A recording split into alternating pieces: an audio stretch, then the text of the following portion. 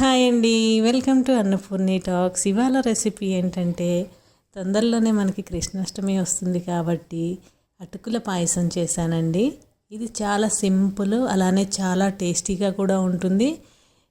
ఈ పాయసం కృష్ణుడికి చాలా ఇష్టం కదా. మనము ఈ కృష్ణాష్టమికి ఈ విధంగా అటుకులతో పాయసం చేసి ఆ శ్రీకృష్ణుడికి సమర్పించుకుంటే చాలా చాలా ప్రీతికరం అన్నమాట. ఇప్పుడైతే అటుకుల పాయసం కోసం నేను అటుకులు తీసుకుంటున్నానండి. ఒక చిన్న కప్పు తీసుకున్నాను. మనకి కావలసినన్ని తీసుకోవచ్చు. అవి పక్కన పెట్టుకొని ఒక 1/2 లీటర్ పాలు ఒక గిన్నెలో వేసుకొని మరిగించుకోవాలండి. ఈ పాలు అనేది మంచిగా మరగాలి.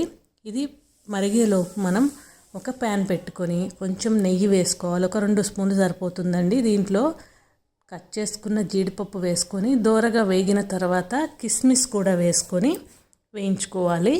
ఈ బాదం పప్పు కొంచెం వేగిన తర్వాత మనం కిస్మిస్ వేసుకుంటే సరిపోతుంది.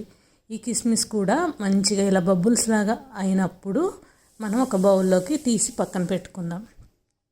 ఇలా తీసి పక్కన పెట్టుకున్న తర్వాత పచ్చి కొబ్బరిని ఇలాగా పొడవుగా స్లైసెస్ లాగా కట్ చేసుకొని గోల్డెన్ బ్రౌన్ కలర్ వచ్చేంత వరకు మనం ఫ్రై చేసుకోవాలి. ఈ పచ్చి కొబ్బరి వేస్తే చాలా చాలా బాగుంటుందండి టేస్ట్. అదే ప్యాన్లో మనం అటుకులు కూడా వేసుకొని గోల్డెన్ బ్రౌన్ కలర్ వచ్చేంత వరకు ఫ్రై చేసుకొని పక్కన పెట్టుకోవాలి.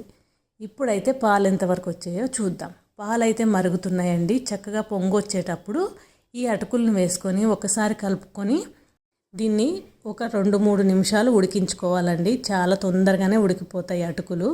ఇలా ఉడికిన తర్వాత మనం షుగర్ లేదా బెల్లము లేదా మిల్క్ మేడ్ ఏదన్నా యూస్ చేయొచ్చు. నేనైతే మిల్క్ మేడ్ వేస్తున్నాను. ఇలా స్వీట్ ఎంత కావాలో అంత వేసుకున్న తర్వాత ఒక 2 నిమిషాలు ఉడికించాలండి. ఎందుకంటే అటుకులకి చక్కగా స్వీట్ అనేది పడుతుంది కాబట్టి. ఇలా ఉడికిన తర్వాత స్టవ్ ఆఫ్ చేసుకొని వేరే బౌల్లోకి తీసుకుందాము.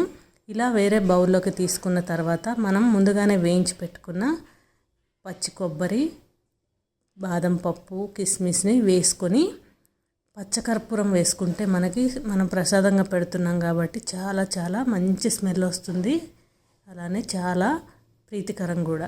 ఇలా పచ్చకర్పూరం వేసుకున్న తర్వాత పైనుంచి కొంచెం నెయ్యి వేసుకొని ప్రసాదంగా పెట్టామంటే చాలా చాలా బాగుంటుందండి. ఈ విధంగా ఒకసారైనా చేసి పెట్టండి. ఈ కృష్ణాష్టమికి ఇలా చేసి పెట్టండి. ఆ కృష్ణుడు ఎంతో సంతోషిస్తాడు. మనందరి మీద ఆ కృష్ణుడి దయ ఎప్పుడూ ఉండాలని మనస్ఫూర్తిగా కోరుకుంటూ బాయ్.